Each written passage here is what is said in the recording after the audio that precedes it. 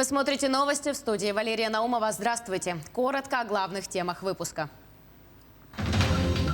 Ключи от новых машин. Участковые больницы Амгинского улуса получили новые автомобили скорой помощи.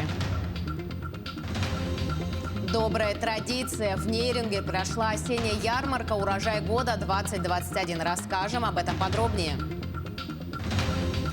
Прыжок к свободе, незваные гости и другие темы кинотавра. В фильме якутского режиссера Владимира Мункуева принимает участие на главном российском кинофестивале.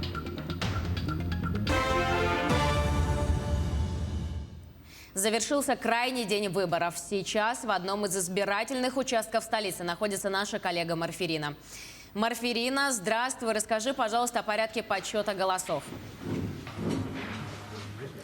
Лера, добрый вечер. Вот и завершился главный финальный день выборов. Сейчас мы находимся в участке 725. Нам так удалось как бы в рамках исключения сделать такой прямой эфир. И сейчас мы находимся, получается, и запечатлеваем. Попросим оператора показать наших последних избирателей. Вот они здесь находятся. Они успевают буквально на пару секунд. Сделали немного исключения. И на часах 8:00 во всех участках республики начался подсчет голосов избирателей. Подсчет голосов начинается сразу после окончания времени и проводится без перерыва до установления голосов, итогов. И сейчас нам немного занавесу такую позволенную раскроет наш председатель Лариса Александровна и расскажет нам о процессе подсчета голосов. Здравствуйте, расскажите, пожалуйста, как все проводится? Здравствуйте. Как только у нас закрывается зал для голосования, начинается самый ответственный этап, самый достаточно длительный, это этап подсчета голосов. Сначала члены УИК сдадут неиспользованные бюллетени, будет произведен подсчет этих бюллетеней и погашение. Вот этот процесс, я думаю, что вы увидите. Итак, сейчас секретарь начинает прием бюллетеней. Сейчас секретарь начинает прием бюллетеней. Когда бюллетени будут погашены, начнется очень кропотливая работа со списком избирателей. По каждой книге, вот их вы видите, у нас 4, будет произведен постраничный подсчет.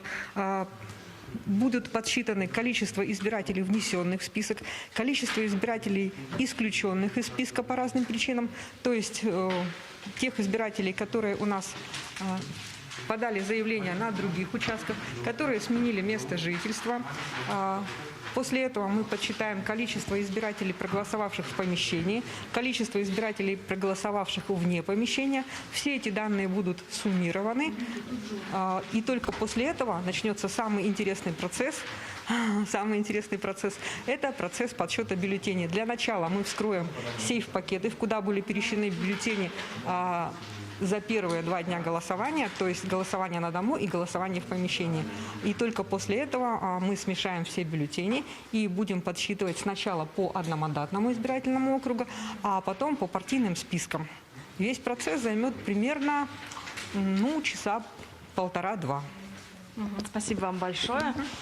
Итак, вот можете посмотреть, идет прием. Давайте пройдем, посмотрим. Итак, идет, секретарь принимает неиспользованные бюллетени. Неиспользованные. Неиспользованные. То есть те, которые мы выдали членам комиссии, и эти бюллетени не были выданы избирателям, они остались. Ну, как вы можете отметить явку вот в этом году просто? Мы не считали еще точно, но по приблизительным подсчетам 53-54% явки у нас есть. В среднем по нашему участку обычно явка так и составляет от 48 до 56%. То есть мы уложились в среднее, получается, в среднюю цифру. Ну, так, к слову будет сказано, у нас в республике 3 часовых пояса, то есть в северных районах некоторых уже час-два назад примерно начался подсчет голосов. Ну, а нам остается только ждать итогов. Передаю слово коллегам. Спасибо большое, Марфирина. Мы будем ждать итогового подсчета голосов, о которых обязательно расскажем на нашем телеканале «Якутия-24». Но я напомню, что с нами на прямой связи был наш корреспондент Марфирина Алексеева. 3 дня голосования в Алданском районе прошли без замечаний. Судя по избирателям, посетившим участки для голосования, своим гражданским правом воспользовались все возрастные категории. Явка по району за 3 дня по состоянию на 12 часов 19 сентября составила 31,1% от общего числа электората. Как голосовали в Алдане сегодня, расскажет Руслан Павлов. Кто стучится в дверь ко мне с жесткой сумкой на ремне? Это он, участковый избирком. Выездные бригады участковых избирательных комиссий работали все 3 дня голосования. Выездов было немного, зато права избирателей были соблюдены, равно как и меры санитарной безопасности. Повышенный режим никто еще не отменял. Поэтому маски, перчатки присутствовали везде.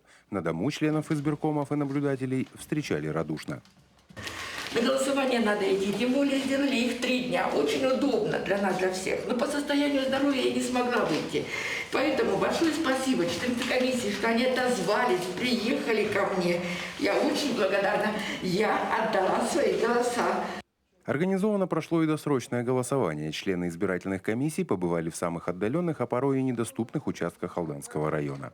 За весь период досрочного голосования по Алданскому району у нас проголосовало 359 избирателей.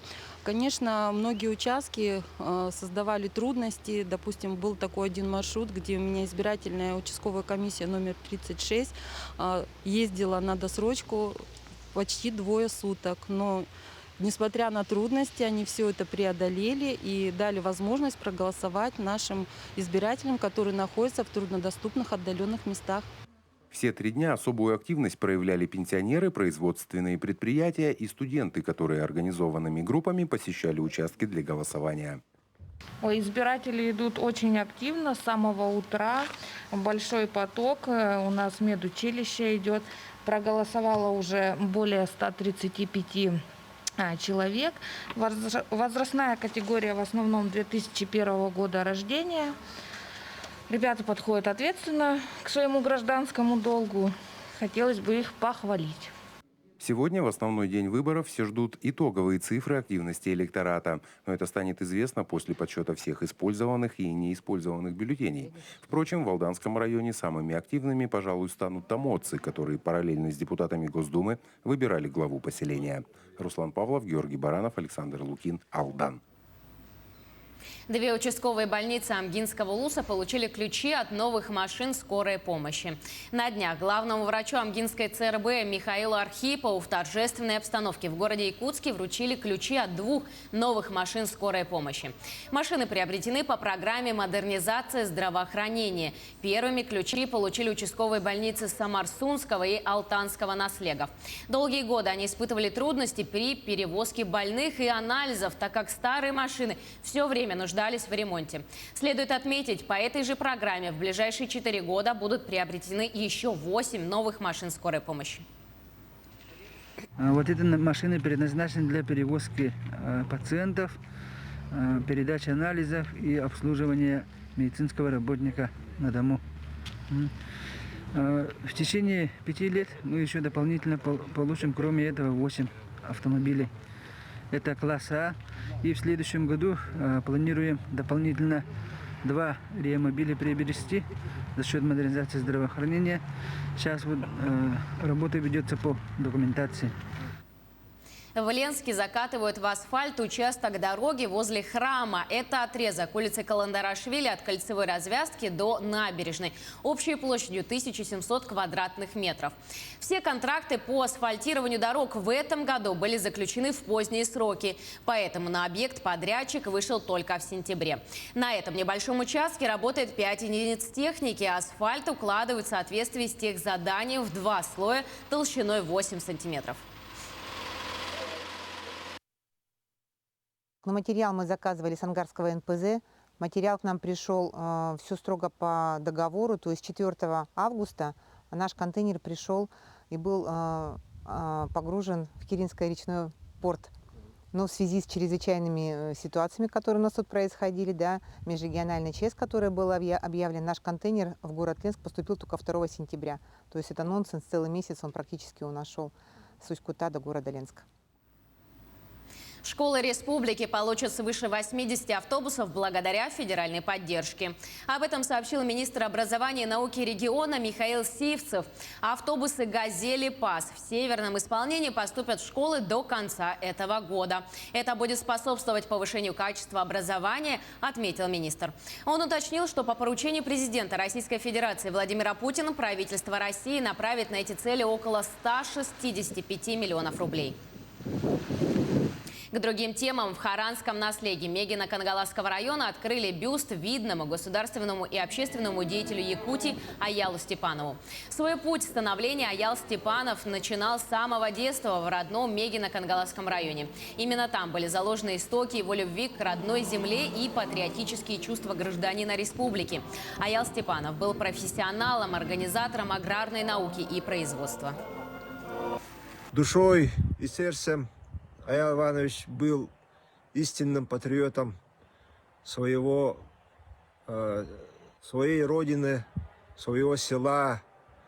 Он всегда думал и заботился о селянах, о развитии сельского хозяйства. Мы будем всегда помнить нашего коллегу, друга Аяла Ивановича Степанова. Сунтарское небо озарило одно из красивейших природных явлений планеты – северное сияние. По словам местных жителей, это произошло в районе 4-5 часов утра 18 сентября. Очевидцы говорят, что увидели северное сияние на границе сел Тайбахой и Сунтар. Очевидцами северного сияния стали еще и жители Мурманской области. Небо над рекой Пак, находящееся в 30 километрах от Мурманска, было озарено данным природным явлением. На снятых кадрах можно увидеть, как небо переливается различными красками от темно-фиолетового до светло-бирюзового цвета.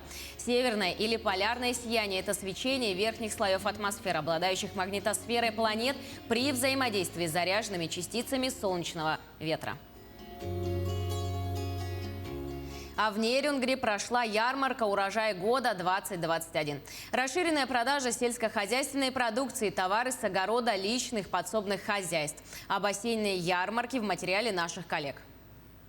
Традиционная осенняя ярмарка «Урожай года» встречает своих покупателей разноцветием овощей и разнообразием фермерской продукции. Несмотря на то, что осенняя погода, настроение у всех участников ярмарки ярмарочное. За много лет осенняя ярмарка стала доброй традицией в Нерюнгринском районе. Приобрела своих постоянных участников и покупателей. На прилавках представлены овощная, мясная, молочная и колбасная продукция гостей из улусов и местных производителей. Работаю в этом поприще 25 лет. Значит, свиней у меня сегодня 9 голов на забой, остальные растут. А коровок 10 дойных плюс 7 телят, 17 голов КРС. Кролики, курочки, все прочее. Для всех присутствующих был организован небольшой концерт с участием творческих коллективов. Нерюнгринцев с открытием ярмарки поздравил заместитель главы Нерюнгринской районной администрации Александр Трофимов. Но не все желающие смогли в этот день представить свою продукцию. У нас сельхозтоваропроизводители не просто вкусная еда, но это еще плюс обеспечение продуктовой безопасности. С нашими ковидными ограничениями многие хотели приехать, но не смогли. Эти ограничения нам помогают сейчас именно сохранить эпидситуацию у нас в районе. Товар быстро разошелся с прилавков, что не может не радовать продавцов. А покупатели остались довольны свежим ассортиментом представленных товаров. Ирина Кичигина, Вадим Барашков, Нерюнгри. Картина якутского режиссера Владимира Монкуева «Нуча» участвует в основной конкурсной программе открытого российского кинофестиваля «Кинотавр». Мероприятие стартовало 18 сентября в Сочи и продлится до 25 сентября. Всего в основном конкурсе представлено 15 кинокартин. Фильм «Нуча» покажут в Зимнем театре 20 сентября. В основу сюжета легли произведения польского писателя и этнографа Вацлава Серашевского. Действие разворачивается в Якутской области в конце 19 века. Напомним, ранее фильм «Нуча» выиграл гран-при конкурса на международном кинофестивале в Карловых Варах. Перейдем к новостям спорта. 3 якутских легионера сборной Белоруссии выступят на чемпионате мира в Норвегии. Якутяне выступят в составе сборной команды Белоруссии на чемпионате мира в Осло. Соревнования пройдут со 2 по 10 октября по 3 стилям борьбы – греко-римская, вольная и женская. Ранее спортсмены стали победителями международного турнира Гран-при «Александр Медведь». Ну а далее предлагаем вашему вниманию брифинг по избирательной кампании. Узнаем о текущей ситуации на избирательных участках. Предлагаем послушать.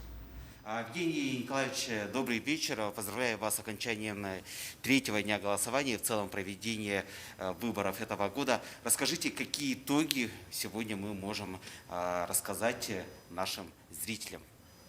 Да, добрый вечер, Дмитрий. Добрый вечер, уважаемые телезрители. В действительности, буквально несколько минут назад мы завершили третий день голосования на выборах депутатов Государственной Думы.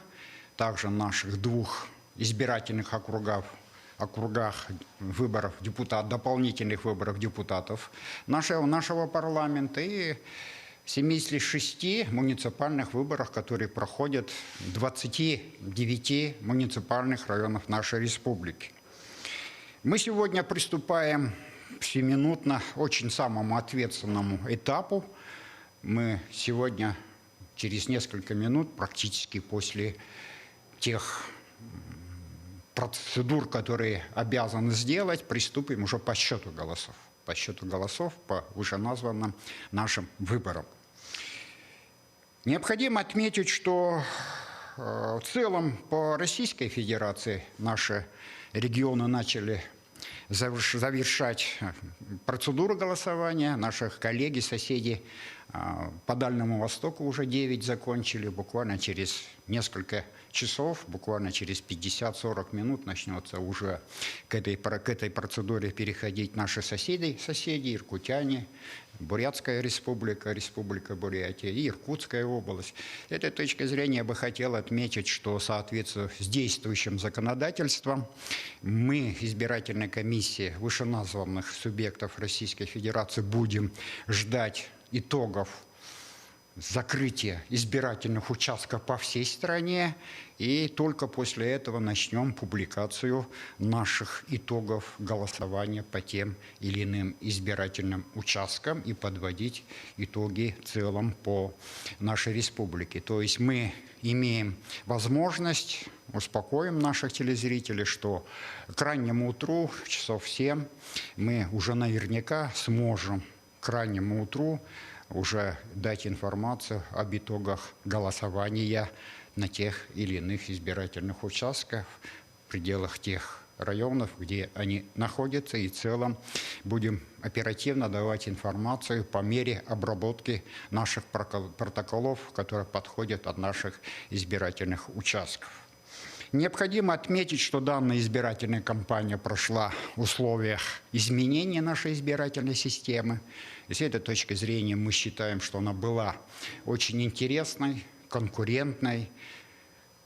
Особых нарушений, которые бы повлияли на подведение итогов голосования, мы не наблюдаем. Были, безусловно, отдельные факты, которые мы оперативно, которые касались вопросов процедуры голосования, которые мы оперативно силами наших избирательных комиссий и силами наших наблюдателей быстро, оперативно реагировали и устраняли. В заключение бы хотел отметить и сказать несколько слов в адрес тех структур, которые с нами работали в организации и проведении наших выборов. Мы искренне благодарим наблюдателей, которые активно работали все эти 3 дня. В целом, в течение 3 дней через наши избирательные участки прошли более 10 тысяч наблюдателей, которые представляли интересы тех или иных политических партий или кандидатов, которые вместе с нашими членами участковых комиссий следили и смотрели за организацией процедуры голосования. Хотел бы высказать большие слова благодарности тем политическим партиям и кандидатам, которые принимали участие на нашей избирательной кампании, украсили и за содержательную и конкретную борьбу, работу, которую они проводили среди наших избирателей нашей республики. Отдельно, безусловно, надо высказать теплые слова органам правопорядка, которые в течение 3 суток круглосуточно обеспечивали сохранность избирательной документации, охрана избирательных бюллетеней и их сохранность. Ну и, безусловно, самое главное, выразить в заключение большое спасибо всем активным избирателям, которые пришли к избирательным участкам и выразили свою гражданскую позицию. Спасибо. Спасибо. Это был брифинг Центральной избирательной комиссии Якутии по трехдневным выборам 2021 года. К этой минуте у меня все. Оставайтесь на телеканале Якутия-24. Всего доброго.